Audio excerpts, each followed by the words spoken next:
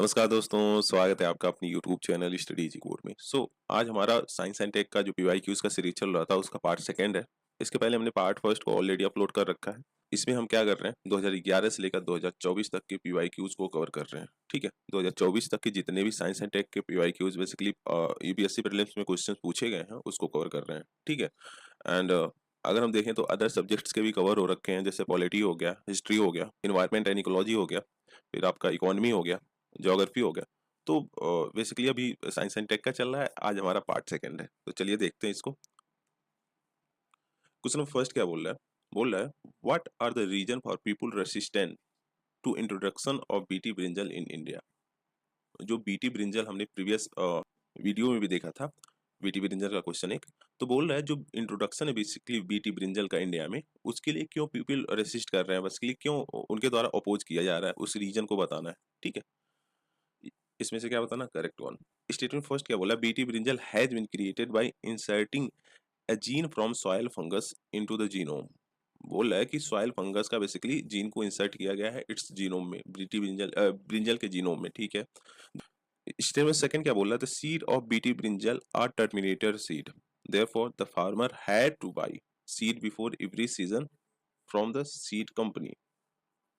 ठीक है, थर्ड क्या बोला, there is an apprehension that consumption of BT brinjal may have adverse impact on health. मतलब बोल रहा है कि अगर आप बीटी ब्रिंजल को कंज्यूम कर रहे हो तो हेल्थ पे नेगेटिव इम्पैक्ट पड़ सकता है। ठीक है, चौथा क्या बोला, there is some concern that introduction of BT brinjal may have adverse effect on biodiversity.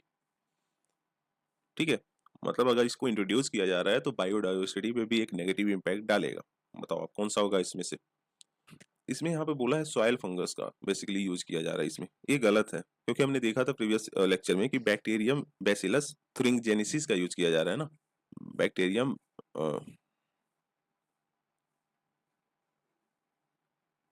Bacillus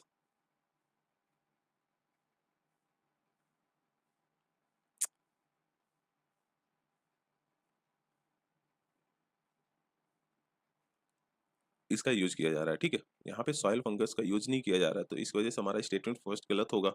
दूसरा बोल रहा है the seed of BT brinjal are terminator seed. Terminator seed का मतलब क्या होता है, टर्मिनेटर सीड का मतलब होता है कि देखो इसको हम जेनेटिक यूज रिस्ट्रिक्शन टेक्नोलॉजी भी बोलते हैं। क्या बोलते हैं, जेनेटिक यूज रिस्ट्रिक्शन टेक्नोलॉजी भी इसे बोलते हैं, टर्मिनेटर सीड को। इसमें क्या होता है बेसिकली, एक बार ये आपका जब हार्वेस्टिंग हो गया तो जो सीड रहेगा बेसिकली वह इनफर्टाइल हो जाएगा। क्या हो जाएगा, इनफर्टाइल। मतलब फिर आप उसका यूज नहीं कर सकते, समझ रहे हो। उसके लिए फार्मर्स को फिर से परचेज करना होगा सीड कंपनी से सीड को। तो इससे कहीं ना कहीं फार्मर्स के ऊपर बर्डन पड़ रहा है। तो बोला बेसिकली कि यह एक रीजन और है कि बीटी ब्रिंजल के अगेंस्ट रेसिस्टेंस हो किया जा रहा है। यह गलत होगा हमारा। क्यों, क्योंकि बीटी ब्रिंजल को ना हम रीप्लांट कर सकते हैं, बीटी ब्रिंजल को हम रीप्लांट कर सकते हैं। इस वजह से हमारा सेकंड स्टेटमेंट गलत होगा। ठीक है, थर्ड क्या बोला, there is an apprehension that consumption of BT brinjal have adverse effect on health. जी हाँ, हेल्थ पे एडवर्स इफेक्ट डाल सकते, इसका एक एप्रीहेंशन है बेसिकली, इस वजह से ऐसा किया जा रहा है, मतलब एक तरह से रेसिस्टेंस हो किया जा रहा है। चौथा भी हमारा सही है, तीसरा चौथा सही है, there is some concern that introduction of BT brinjal may have adverse effect on biodiversity. तो क्या होगा, C will be the right answer. ठीक है, सी हमारा सही होगा। आप देख सकते हो यहाँ पे स्टेटमेंट फर्स्ट इनकरेक्ट है, क्योंकि आप देख सकते हो यहाँ पे जीन क्या, cry first AC from soil bacterium bacillus thuringiensis से बेसिकली इंसर्ट किया गया है बीटी ब्रिंजल में, उसको बीटी ब्रिंजल डेवलप किया गया है। ठीक है, अगर यहाँ पे सेकंड वाला देखें तो farmers will be free to save and sow as many seeds from the Bt brinjal open pollinated cultivators as they like. यह टर्मिनेटर सीड नहीं है। ठीक है, they are not a terminator seed basically. Third हमारा सही है क्योंकि यह हेल्थ पर इफेक्ट डाल सकता है। चौथा भी हमारा सही है क्योंकि उसमें भी बताया रहा है कि बायोडाइवर्सिटी को हर्ट हो सकता है। ठीक है, बायोडाइवर्सिटी कहीं ना कहीं अफेक्ट हो सकती है इससे। चलिए आगे बढ़ते हैं। क्वेश्चन सेकंड क्या बोल रहा है, other than resistant to pest what are the prospect for which genetically engineer plants have been created. मतलब देखो रेसिस्टेंट करेगा पेट्स, कीड़े मकोड़ों से जो होता है बेसिकली। उसके बाद क्या अदर चीजें हैं बेसिकली जिसके लिए जेनेटिकली इंजीनियर्ड प्लांट्स को क्रिएट किया गया है, बताओ क्या होगा। फर्स्ट दे रखा है to enable them which stand the drought to increase the nutritive value of produce. ठीक है, थर्ड क्या बोला, to enable them to grow and do photosynthesis in spaceship and space stations. ठीक है, चौथा क्या बोला, to increase their shelf life. बताओ कौन सा सही होगा। फर्स्ट हमारा सही है क्योंकि ड्रॉट रेसिस्टेंट मेज क्रिएट किया गया है इससे। ठीक है, ड्रॉट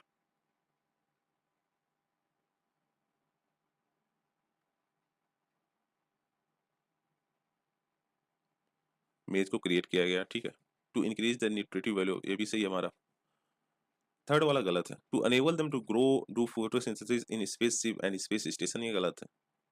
इसके लिए थोड़ी बनाया जा रहा है भाई। आप सीड को ले जा सकते हो वहां पे कंज्यूम करने के लिए, बट ये थोड़ी है कि आप इससे फोटोसिंथेसिस करवाओगे स्पेस शिप में, स्पेस स्टेशन पे। समझ रहे हो, तो ये हमारा गलत होगा। चौथा, to increase their shelf life, जी हाँ ये सही है। फर्स्ट सेकंड फोर्थ हमारा सही है। ठीक है, फर्स्ट सेकंड फोर्थ आप देख सकते हो। genetically modified is a technology that involve inserting DNA into the genome of an organism। ये तो पता ही है जेनेटिकली मॉडिफाइड क्या होता है बेसिकली। स्टेटमेंट फर्स्ट हमारा करेक्ट है, future conflict may be avoided with the introduction of genetically engineered drought tolerant crops. ठीक है, सेकंड वाला बेसिकली करेक्ट है क्योंकि nutritional improved GM crops being developed include wheat variety free of gluten, common trigger for food allergies, vegetables with increased iron and vitamin A level to avoid common nutritional deficit in developing countries basically। ठीक है, तो ये हमारा first second सही है। Third वाला incorrect है क्यों, genetically engineer plant have not been created to enable them to be grow in space craft. ठीक है, space station submarines to perform photosynthesis, उसके लिए इसे नहीं बनाया गया, तो स्टेटमेंट थर्ड हमारा गलत होगा। Fourth, Israel has created transgenic longer lasting banana plants, they can slow down plants aging and give fruits like tomato and extra week of shelf life। ठीक है, तो बेसिकली ये हो गया हमारा फोर्थ वाला। ठीक है, आगे बढ़ते हैं, नेक्स्ट क्वेश्चन को देखते हैं। क्वेश्चन नंबर थर्ड क्या बोला, consider following kind of organism. पूछा क्या है, some species of which of the above kind of organism are employed biopesticide. इनमें से किसको एज अ बायोपेस्टिसाइड यूज किया जा सकता है, बेसिकली हमें ये बताना है। ठीक है, देखो बायोपेस्टिसाइड बेसिकली हम किसको कंट्रोल करने के लिए यूज करते हैं, पेट्स वगैरह को। ठीक है, उसको कंट्रोल करने के लिए बेसिकली बायोपेस्टिसाइड्स का यूज करते हैं, ये जनरली बायोलॉजिकली डेराइव्ड होता है। ठीक है, तो बेसिकली इसमें से आपको बताना है कि कौन सा एज अ बायोपेस्टिसाइड यूज किया जा सकता है। तो बैक्टीरिया, भाई अभी तो हमने देखा बैक्टीरियम बैसिलस थोरिंजिसिस, थोरिंजिसिस बेसिकली ये तो है ना। फंगी हो गया, जी हाँ इसको भी कर सकते हैं। फ्लावरिंग प्लांट्स, जी हाँ इसको भी कर सकते हैं क्योंकि ये बेसिकली नाइट्रोजन फिक्सेशन प्लांट्स वगैरह होते हैं ना। फंगाई क्या कर सकता है बेसिकली, ये इन्फेक्ट और किल कर सकता है जो इंसेक्ट्स पेट्स होते हैं बेसिकली उसको। ठीक है, फ्लावरिंग प्लांट हो गया, नीम आप ले सकते हो जो कि एक फ्लावरिंग प्लांट है, हमें देखने को मिलता है, वाइडली यूज होता है टू मेक बोटेनिकल पेस्टिसाइड्स वगैरह। ठीक है, तो हमारा तीनों ऑप्शन सी है, D will be the right answer, first second and third. All of the above mentioned can be employed as a biopesticide depending on the properties of specific species। ठीक है, biopesticide are the various biological active natural substance that exist in nature have inhibitory effect on crop disease and insect pests। ठीक है, in general the creation of biopesticide depend on the large extent of biological resources। वो भी बताया कि जितने भी ये biologically derived होते हैं। ठीक है, बायोपेस्टिसाइड्स। अब देख सकते हो इसको, आगे बढ़ते हैं। क्वेश्चन नंबर फोर क्या बोल रहा है, बोल रहा है what is the role of ultraviolet radiation in water purification system. जो यूवी रेडिएशन का यूज किया जाता है वाटर प्योरिफिकेशन सिस्टम में बेसिकली, उसका क्या रोल है एग्जैक्टली हमें ये बताना है, करेक्ट वन बताना है। ठीक है, पहला बोल रहा है it inactivates kills the harmful micro organism in water. ठीक है, जो हार्मफुल माइक्रो ऑर्गेनिज्म से बेसिकली वाटर में प्रेजेंट होते हैं उसको मारेगा और इनएक्टिवेट कर देगा। ठीक है, सेकंड क्या बोल रहा है, it remove all undesirable order from water. All undesirable order, क्या लगता है आपको, चलो ठीक है देख लेते हैं। It quickens the sedimentation of solid particles, मतलब जो सॉलिड पार्टिकल होगा बेसिकली उसको सेडिमेंट्स में कन्वर्ट कर देगा। ठीक है, रिमूव करेगा turbidity and improves clarity of water. बताओ इनमें से कौन सा सही होगा, इसमें से हमारा फर्स्ट बस सही होगा। यहाँ पे ऑल दे दिया है तो it is something which is very extreme, तो हम इसको रिमूव कर सकते हैं यहाँ से, मतलब हटा सकते हैं कि हाँ यह गलत होगा। और ये नहीं है, it quicken the sedimentation of solid particle, देखो ये कर सकता है, थोड़ा बहुत टर्बोडिटी को हटा सकता है, वाटर की क्लैरिटी को इंप्रूव कर सकता है, बट सेडिमेंटेशन सॉलिड पार्टिकल को सेडिमेंटेशन का काम वगैरह नहीं करता। ठीक है, तो इस वजह से हमारा गलत होगा थर्ड वाला, आप फर्स्ट वाला सही होगा। ठीक है, आप देख सकते हैं यहाँ पे UV water purification use germicidal ultraviolet radiation to clean water that is microbiologically hazardous। ठीक है, जो माइक्रोबायोलॉजिकली बेसिकली hazardous होते हैं उससे। Living things in water have their DNA scrubbed by UV wavelength, making it impossible for them to reproduce and infect us। ठीक। दूसरा incorrect है, UV disinfection render living organism inactive but it does not clean water add chemical and get rid of unpleasant taste and aromas। For UV purification to be effective, water turbidity, the quantity of suspended and colloidal materials included in water to be treated must be minimal and water must be clear। ठीक है, ये सारी condition है basically. ठीक है, आगे बढ़ते हैं, नेक्स्ट क्वेश्चन को देखते हैं। क्वेश्चन नंबर 5 क्या बोल रहा है, with reference to stem cell frequently in news which of the following statement is are correct. Stem cell basically हमें फ्रीक्वेंटली न्यूज में देखने को मिल रहा है, इनमें से कौन सा स्टेटमेंट करेक्ट है इसके रिगार्डिंग अगर देखें तो stem cell can be derive from mammals only. Stem cell can be use for screening new drugs. Stem cell can be use for medical therapies. Select the correct answer using the code given below. मतलब basically हमें correct answer इसमें से बताना है, बताओ कौन सा सही है इसमें। देखो फर्स्ट बोल रहा है stem cell can be derive from mammals only. देखो बस मैमल तक ही लिमिटेड नहीं होता, नॉट लिमिटेड।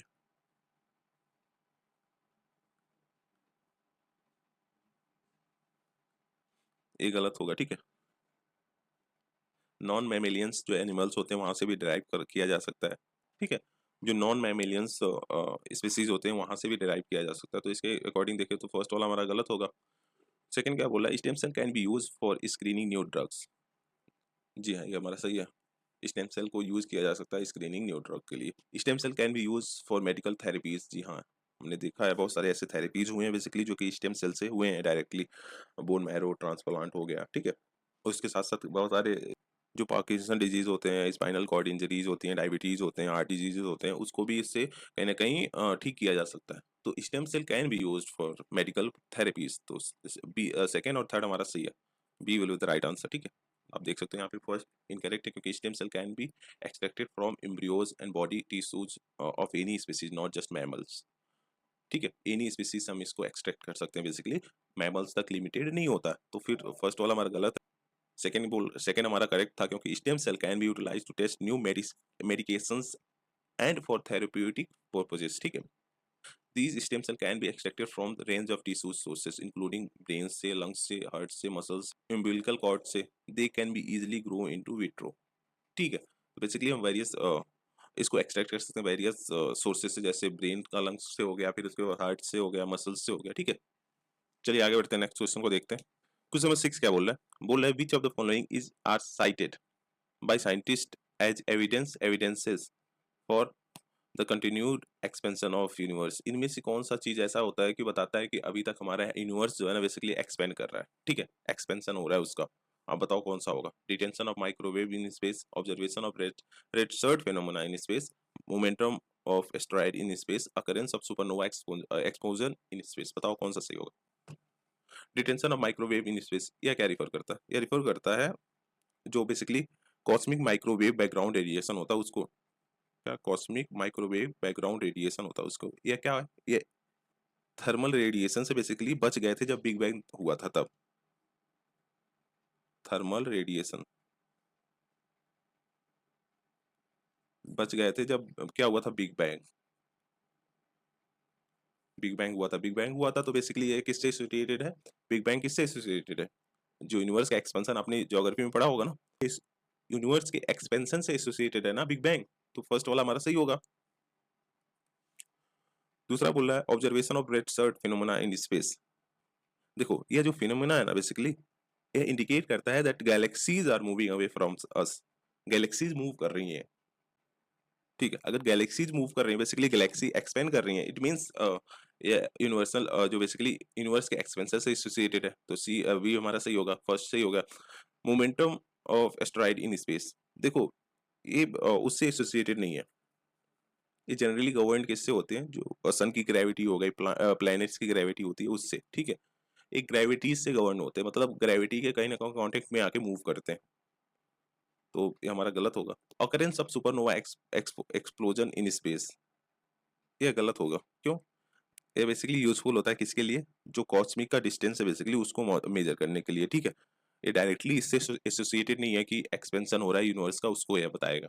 ठीक है, तो A will be the right answer, हमारा थर्ड एंड फोर्थ गलत होगा।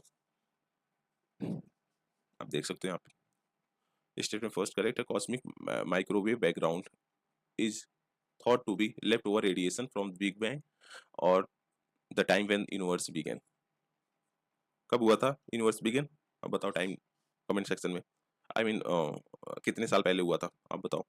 As the theory goes when universe was born it underwent rapid inflation and expansion. ठीक है, तो बेसिकली ये था कॉस्मिक माइक्रोवेव बैकग्राउंड, हमने पीछे देख लिया। सेकंड वाला हमारा करेक्ट था, क्योंकि अमेरिकन एस्ट्रोनॉमर जो एडविन हबल्स थे basically was the first describe the red shift phenomena, galaxy red shift. Basically galaxy एक दूसरे से दूर हो रही है, ठीक है, and tie it to an expanding universe, galaxy are drifting apart. ठीक है, तो हमारा सेकंड वाला भी सही हो गया, फर्स्ट वाला सही होगा। थर्ड वाला इनकरेक्ट है, क्योंकि movement of asteroid in space has not nothing to do with the concept of expansion of universe. ठीक है, एक बेसिकली ग्रेविटेशनल फोर्स की वजह से इनका मूवमेंट होता है, जो सन प्लैनेट्स हैं उनके। ठीक है, फोर्थ वाला इनकरेक्ट है, क्योंकि occurrence of supernova explosion in space not related to continued expansion of universe. इसको हम किस लिए यूज करते हैं? बेसिकली जो कॉस्मिक डिस्टेंस है ना, उसको मेजर करने के लिए इसका यूज करते हैं। ठीक है, क्वेश्चन नंबर 7 क्या बोला है? Biomass gasification is considered to be one of the sustain solution to the power crisis in India in the context which of the following statement is are correct. जो biomass gasification है basically, हाँ, मतलब एक sustainable solution है किसका? Power जो crisis हो रहा है इंडिया में उसका। ठीक है, in the context of which of the following statement is are correct. इनमें से कौन सा स्टेटमेंट करेक्ट हमें ये बताना है। फर्स्ट दे रखा है, coconut shell, groundnut shell, rice husk can be used in biomass gasification. The combustible gases generated consist of hydrogen, carbon dioxide only. Third क्या बोला था? combustible gases generated from the biomass gasification can be used for direct heat generation but not combustion engines। बताओ कौन सा सही होगा इसमें? Biomass gasification क्या होता है? देखो, ये एक थर्मोकेमिकल प्रोसेस है जिसमें हम बायोमास जो होते हैं ना, उसको कन्वर्ट करते हैं कंबस्टिबल गैसेस में, जैसे साइन गैस हो गया। ठीक है, थर्मोकेमिकल प्रोसेस होता है जिसमें हम बायोमास जो होता है बेसिकली उसको कन्वर्ट करते हैं कंबस्टिबल गैसेस में, साइन गैस में, और इसे एक सस्टेनेबल एनर्जी सॉल्यूशन माना जाता है बेसिकली पावर जनरेशन में, अदर एप्लीकेशंस में अगर देखें तो इसको। ठीक है, तो उसी में बोल रहे हैं। अब बोल रहा है इनमें से कौन सा सही है, आपको ये बताना है। कोकोनट सेल, कोकोनट सेल जो होते हैं बेसिकली ग्राउंडनट सेल होते हैं, और जो राइस हस्क मतलब जो चावल जो धान होते हैं ना, जब चावल निकल जाता है तो उसका बचा हुआ पार्ट जो होता है उसे राइस हस्क बोलते हैं। Can be use in biomass gasification, जी हाँ, ये सही हमारा, इससे हम बायोमास गैसिफिकेशन यूज कर सकते हैं। फर्स्ट वाला तो सही हुआ। सेकेंड बोला the combustible gases generated consist of hydrogen, carbon dioxide only. भाई बहुत गैसेस इसमें से निकलते हैं, जैसे हाइड्रोजन हो गया, हाँ, कार्बन मोनोऑक्साइड हो गया, मीथेन हो गया, तो को लिख दे रहा हूँ। हाइड्रोजन होगा, कार्बन मोनोऑक्साइड हो गया, मीथेन हो गया, फिर उसके बाद कार्बन डाइऑक्साइड हो गया, नाइट्रोजन हो गया। ये सारे गैसेज इससे रिलीज होते हैं ना, बस हाइड्रोजन और कार्बन डाइऑक्साइड तक लिमिटेड नहीं है, तो सेकंड गलत हो गया। थर्ड क्या बोला? The combustible gases generated from biomass gasification can be used for direct heat generation but not in combustion engine. देखो दोनों में यूज किया जा सकता है, तो थर्ड वाला हमारा गलत होगा। First will be the right answer.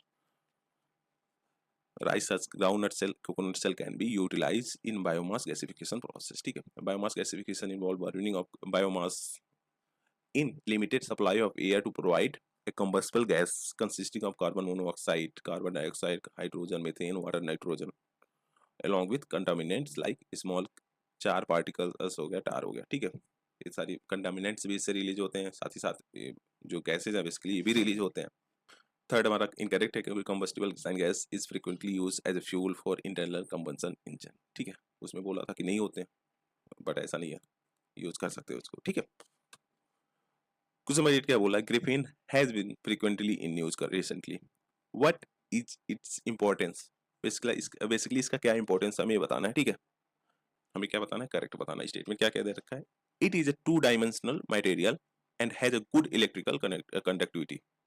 बोला टू डायमेंशनल मटेरियल है और हैज गुड इलेक्ट्रिकल कंडक्टिविटी। ठीक है, देखते हैं। It is one of the thinnest but strong material tested so far. ठीक है, it is entirely made of silicon and has high optical transparency. बोल रहा है पूरा का पूरा ये सिलिकॉन से बना हुआ है और एक हाई ऑप्टिकल ट्रांसपेरेंसी को बेसिकली शो करता है। और क्या बोला है, it can be use as conducting electrodes required for touch screen, LEDs हो गए, एलसीडीज हो गए, ठीक है, एलसीडीज हो गए, ऑर्गेनिक एलईडीज हो गए। बताओ कौन सा सही होगा इसमें से? ये टू डायमेंशनल मटेरियल होता है, ठीक है, and has a good electrical conductivity. जी हाँ, ये सही है हमारा, ठीक है। अगर देखें तो सिंगल लेयर ऑफ कार्बन होता है, सिंगल लेयर,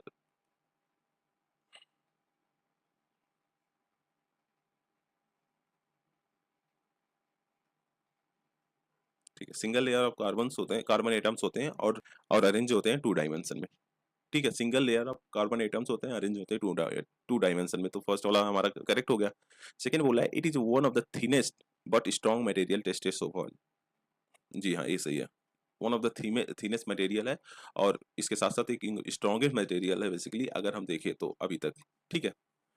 तो हमारा सेकंड वाला सही होगा। थर्ड क्या है, it is entirely made of silicon. ये गलत है, ये कंप्लीटली रॉन्ग है क्योंकि ये entirely made of carbon atoms का होता है,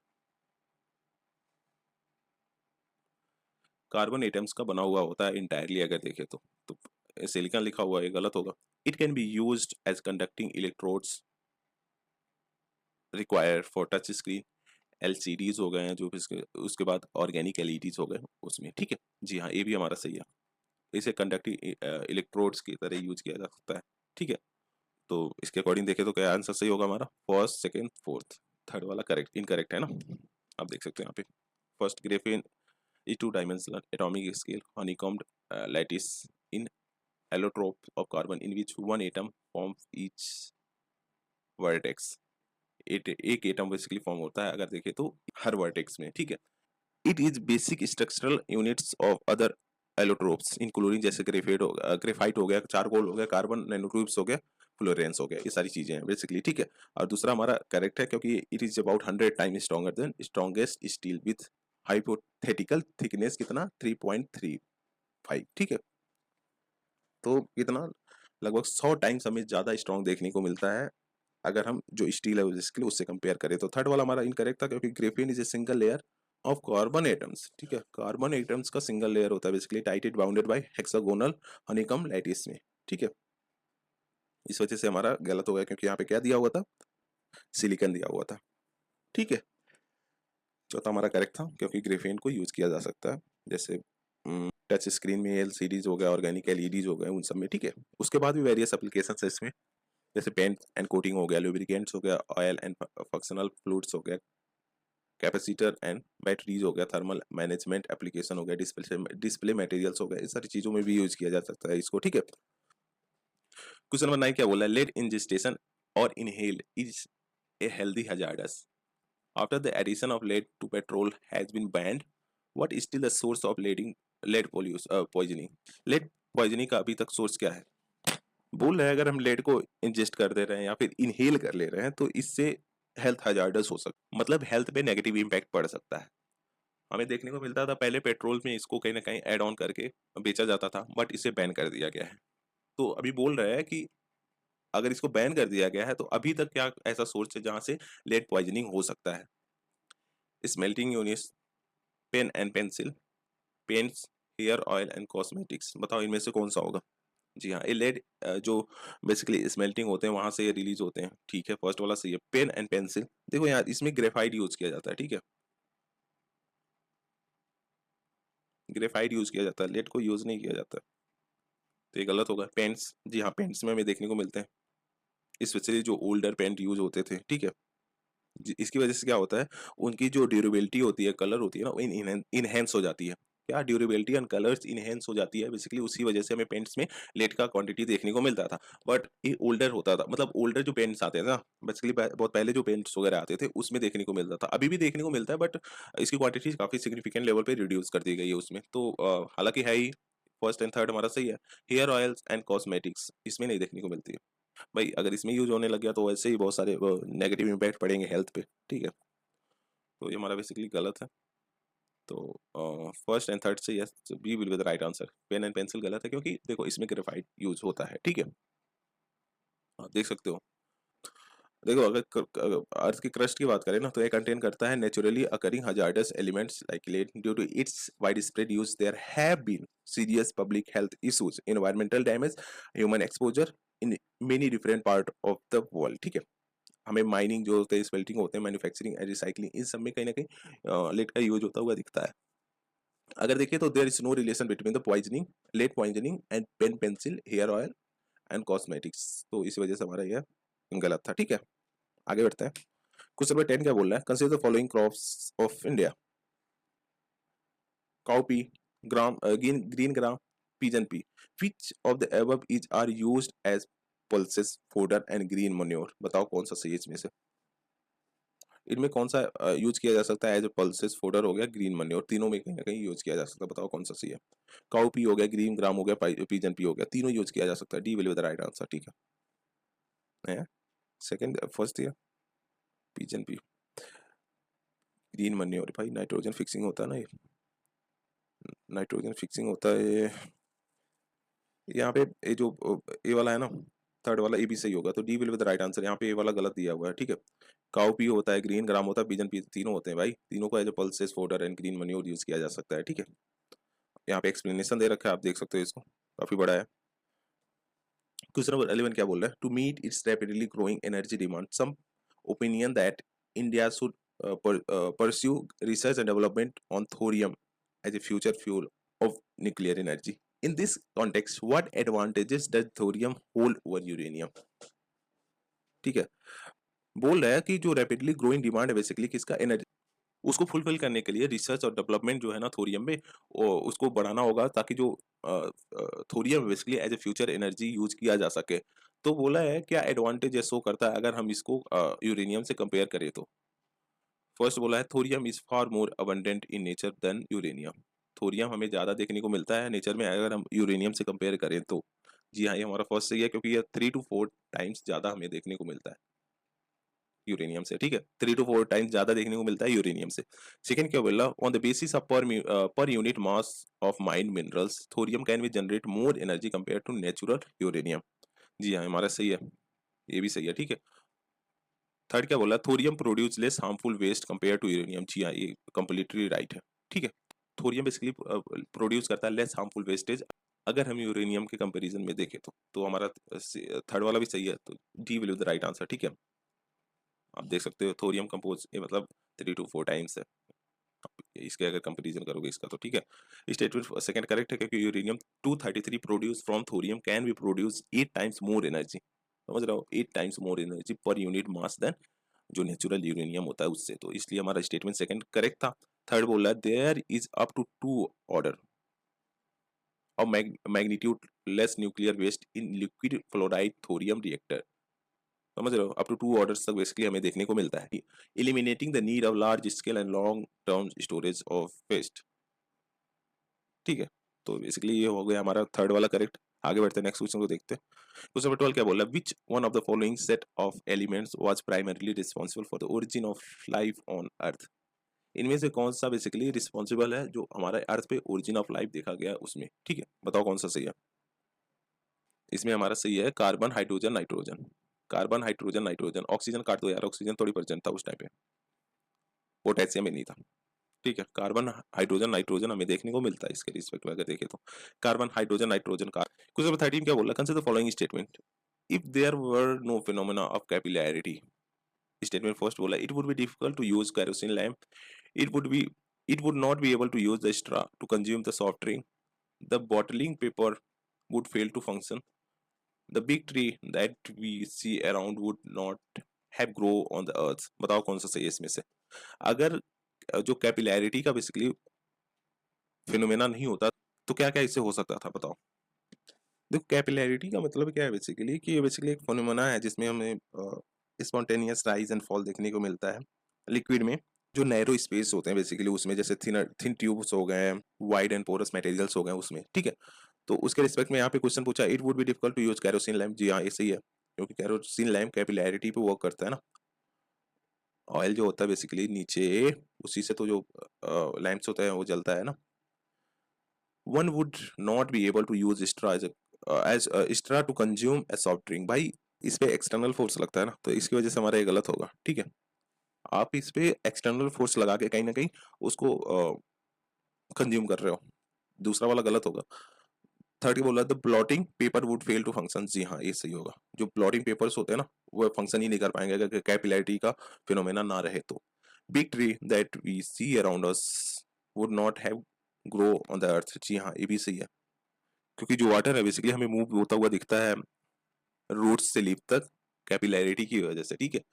रूट टू लीफ जो वाटर है बेसिकली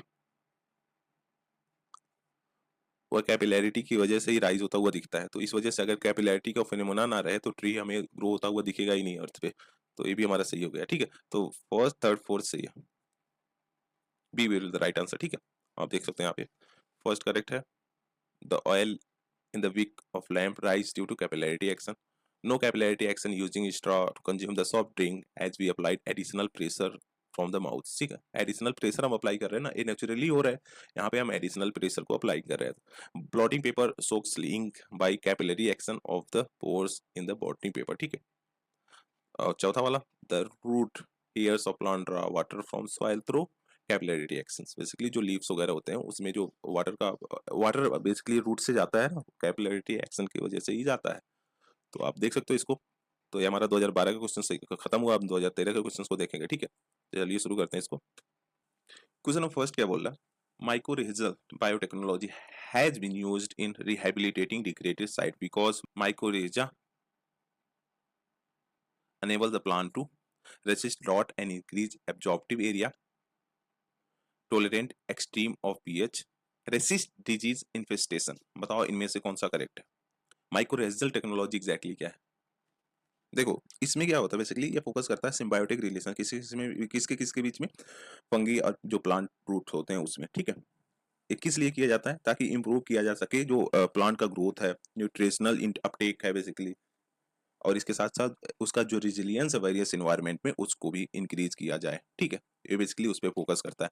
तो बोल रहा है जो माइक्रो रिजल्ट बायोटेक्नोलॉजी है उसको यूज किया जा रहा है किसके लिए, रिहैबिलिटेटिंग डिग्रेडेड साइट्स, जो डिग्रेडेड जैसे सेमी एरिड एरिड एरियाज हो गया, कुछ अदर जो डिग्रेडेड साइट्स हैं वहां पे, बिकॉज जो mycorrhiza enables to plant to, mycorrhiza basically होता है वह प्लांट्स को क्या अनेबल करता है कि वह रिसिस्ट कर सकते हैं drought and increase absorptive areas, जी हाँ वो ड्रॉट रेसिस्टेंट होते हैं बेसिकली, क्योंकि बेसिकली जो फंगाई होते हैं ना वह एक्सटेंड होते हैं फार इनटू द सॉइल, ठीक है। सॉइल में काफी नीचे तक बेसिकली एक्सटेंड होते हैं, जिसकी वजह से जो वाटर है न्यूट्रिशनल अपटेक है बेसिकली वह इंक्रीज कर जाता है, ठीक है। वह इंक्रीज कर जाता है जिसकी वजह से वह रेसिस्ट कर सकते हैं drought and increase absorptive areas basically इसका।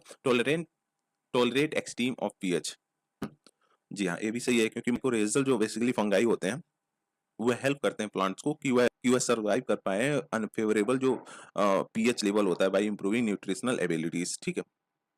उसको इंप्रूव करके कहीं ना कहीं वह एक्सट्रीम पीएच में भी सर्वाइव कर सकते हैं। थर्ड बोला रेसिस्ट डिजीज इन्फेस्टेशन, जी हाँ ये भी सही है, क्योंकि जो माइक्रोरेजा बेसिकली होता है वह जो प्लांट्स होते हैं उसके रेसिस्टेंस को इंक्रीज कर देता है बेसिकली, जो सॉइल बॉर्न पैथोजेंस होते हैं उससे, ठीक है।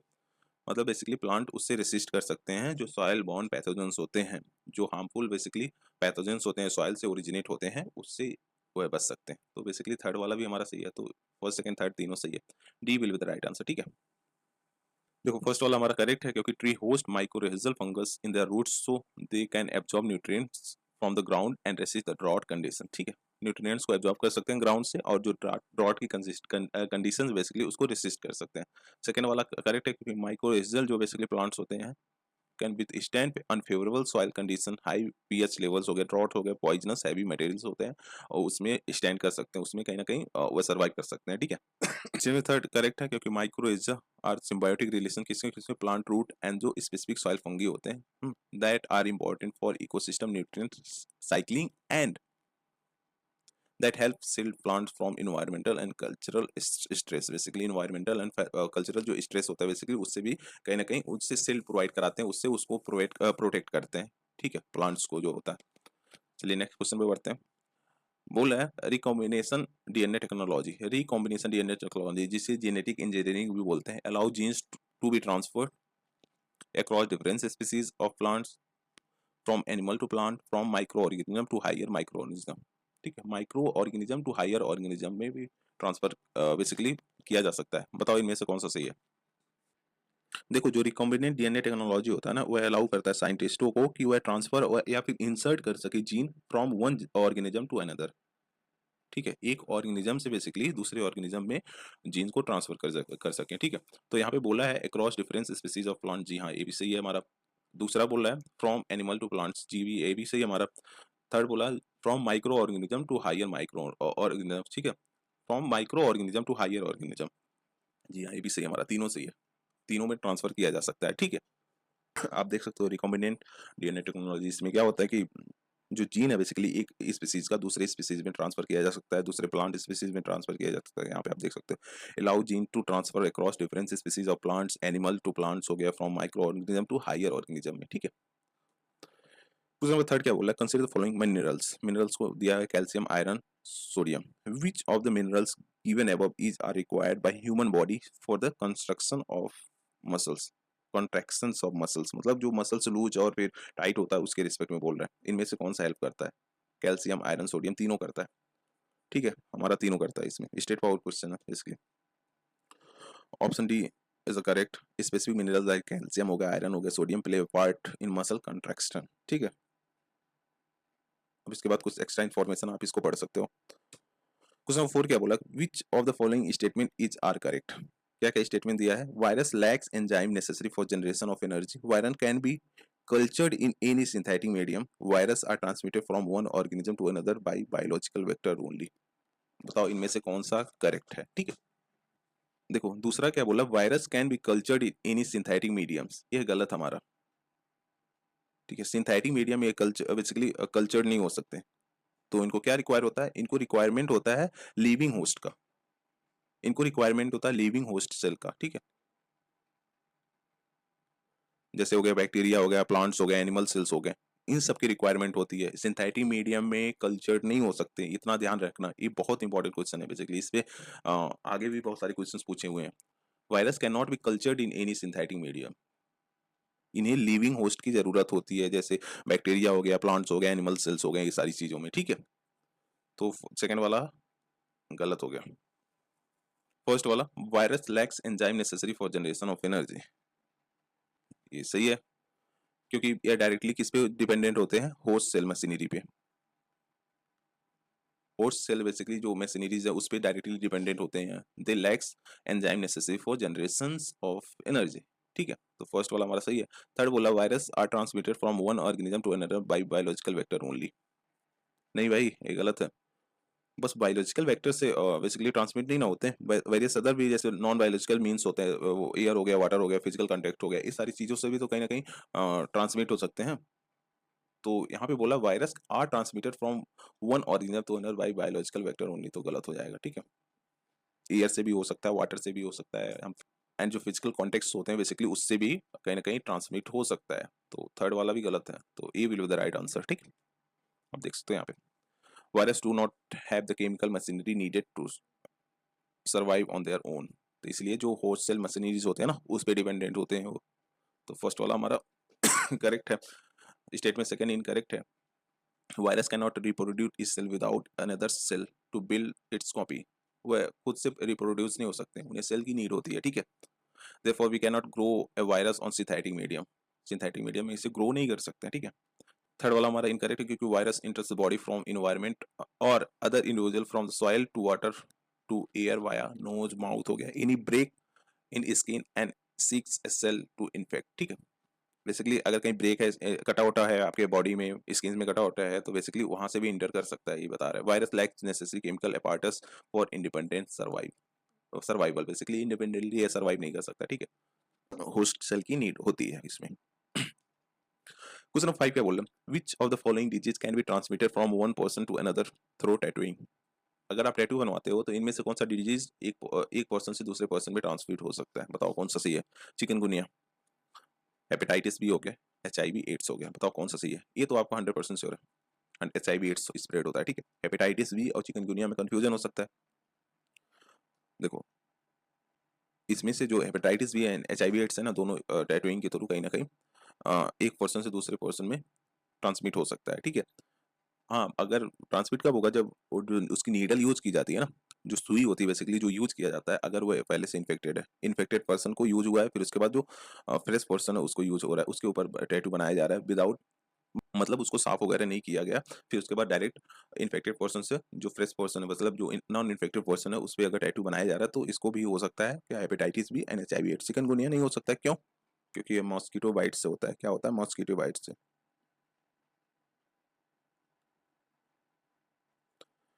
कौन सा मॉस्किटो? एडीज मॉस्किटो से, ठीक है।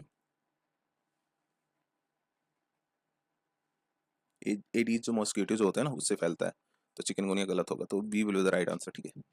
आप यहाँ पे देख सकते हो, हेपेटाइटिस बी हो गया, हेपेटाइटिस सी हो गया, टीबी हो गया, HIV are among the pathogen that could be theoretically be spread through the use of unsterilized tattoo equipment and contaminant inks, ठीक है। कंटामिनेंट इंक से भी हो सकता है, समझ रहे हो? तो फिर इसके बाद ये हमारा सही हो गया। चिकनगुनिया वायरस नहीं हो सकता क्योंकि ये ट्रांसमिट होता है बाई मॉस्किटोज, ठीक है। बाइट जो करते हैं मॉस्किटोज उनसे होता है। क्वेश्चन नंबर 6 क्या बोला? Consider the following statement. Statement दे रखा है, size of sun at dusk, मतलब जब सन अस्त हो रहा है उस टाइम की बात कर रहा है, जो सन की साइज है। Colour of sun at dawn, जब सन उदय हो रहा है बेसिकली मॉर्निंग में, तब की बात कर रहा है, जो कलर है सन का। Moon being visible at dawn, twinkle of star in sky, polar star being visible in sky.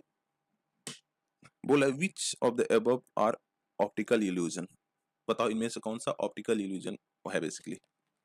Optical illusion means क्या होता है? देखो इसका मतलब है बेसिकली कि रियलिटी में है ही नहीं बट आप देख पा रहे हो उसको, ठीक है। रियलिटी में ये चीजें हैं ही नहीं बट आप उसको देख पा रहे हो।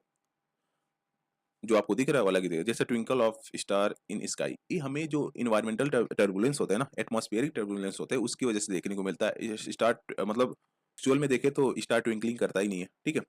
मतलब जो स्टार टिमटिमाता है ना, वो एक्चुअल में होता ही नहीं है। जो एटमॉस्फेरिक टर्बुलेंस होता है उसकी वजह से हमें ऐसा होता हुआ दिखता है, ठीक है। तो चौथा देखो, चौथा तो सही है, ठीक है। फिर उसके बाद बोल रहा है size of sun at dusk, basically जब सन अस्त हो रहा है, हाँ, उस टाइम पे जो साइज होता है, देखो ये एटमॉस्फेरिक रिफ्लेक्शन की वजह से होता है। किसकी वजह से? एटमॉस्फेरिक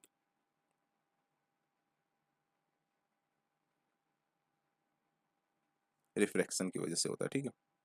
एटमॉस्फेरिक रिफ्रैक्शन की वजह से ये हमें देखने को मिलता है। Second, colour of sun at dawn, ये भी हमें किसकी वजह से देखने को मिलता है? स्कैटरिंग ऑफ लाइट, ठीक है। स्कैटरिंग ऑफ लाइट की वजह से हमें देखने को मिलता है ये। तो ये भी हो गया, तो फर्स्ट एंड सेकंड तो हो गया, दोनों कहीं ना कहीं ऑप्टिकल इल्यूजन ही शो कर रहा है। Moon being visible at down, देखो यह मून की पोजीशन की वजह से हमें देखने को मिलता है, ठीक है। ऐसा नहीं है कि ऑप्टिकल इल्यूजन की वजह से देखने को मिलता है, तो ये गलत हो गया 3। चौथा हमने देख लिया, pole star being visible in the sky, देखो पोल स्टार बेसिकली हमें ये भी कहीं ना कहीं उसकी पोजीशन की वजह से देखने को मिलता है, क्योंकि ये ऑलमोस्ट डायरेक्टली अबव होता है किसके? नॉर्थ पोल के। नॉर्थ पोल के ऑलमोस्ट डायरेक्टली अबव होता है, ठीक है। तो ये भी हमारा गलत हो गया, तो थर्ड एंड फिफ्थ गलत है, तो फर्स्ट सेकंड फोर्थ सही होगा। फर्स्ट सेकंड फोर्थ सही होगा, ठीक है। देखो इसमें तो हमने देख ही लिया क्या क्या किसकी वजह से हो रहा है, क्योंकि देखो साइज ऑफ सन का जो है बेसिकली एटमॉस्फेरिक रिफ्रैक्शन की वजह से हो रहा है, ठीक है। ये स्कैटरिंग ऑफ लाइट की वजह से हो रहा है। स्कैटरिंग ऑफ लाइट की वजह से हमें देखने को मिलता है, ठीक है। मून बीइंग विजिबल, मून की पोजीशन की वजह से देखने को मिलता है। Twinkle of star in sky, जो बेसिकली एटमॉस्फेरिक टर्बुलेंस होता है उसकी वजह से हमें ऐसा देखने को मिलता है, ठीक है, कि टिमटिमा रहा है तारा, ऐसा कुछ, ठीक है। Pole star being visible in sky, जी हाँ, ये भी हमें बेसिकली डायरेक्टली जो पोजीशन है उसका पोल स्टार का कहाँ पे है? Directly above the north pole, उसकी वजह से ऐसा देखने को मिलता है, ठीक है। क्वेश्चन नंबर 7 क्या बोल रहा है? The efforts to detect the existence of Higg boson particle Higgs boson particle have become frequent news in recent years. What is the importance of discovering these particles? क्या importance है basically? Higgs boson particle जो है basically, first बोल रहा है it will enable us to understand why elementary particle have mass, ठीक है। It will enable us in near future to develop the technology of transferring matters from one point to another without traversing the physical space between them, ठीक है। It will enable us to create better fuel for nuclear, बताओ इनमें से कौन सा होगा? देखो जो हिग्स बोसन पार्टिकल होता है ना, बेसिकली सेम गॉड पार्टिकल के नाम से भी जानते हैं, गॉड पार्टिकल के नाम से भी जानते हैं। तो इसमें अगर स्टेटमेंट देखें तो it will enable us to understand why elementary particle है मास। जी हाँ, ये सही हमारा। और जो सेकंड वाला स्टेटमेंट बोल रहा है ये हमारा गलत होगा, क्योंकि देखो ये बेसिकली हमें साइंस फिक्शन में देखने को मिलता है, रियलिटी में मतलब ग्राउंडेड साइंस में हमें बेसिकली ये सारी चीजें देखने को नहीं मिलती, तो इस वजह से हमारा स्टेटमेंट सेकंड गलत होगा। हमें ज्यादातर जो साइंस फिक्शन वगैरह होता है ना उसमें ऐसा देखने को मिलता है। थर्ड बोला it will enable us to create better fuel for nuclear. देखो जो Higg boson basically God God particle, इसका कोई डायरेक्टली रोल नहीं है इसमें, ठीक है, डायरेक्टली कोई रोल नहीं देखा गया है basically development of nuclear energy, या फिर आप बोल सकते हो न्यूक्लियर फ्यूल वगैरह में, ठीक है। तो इस वजह से हमारा थर्ड वाला भी गलत होगा, फर्स्ट वाला सही होगा।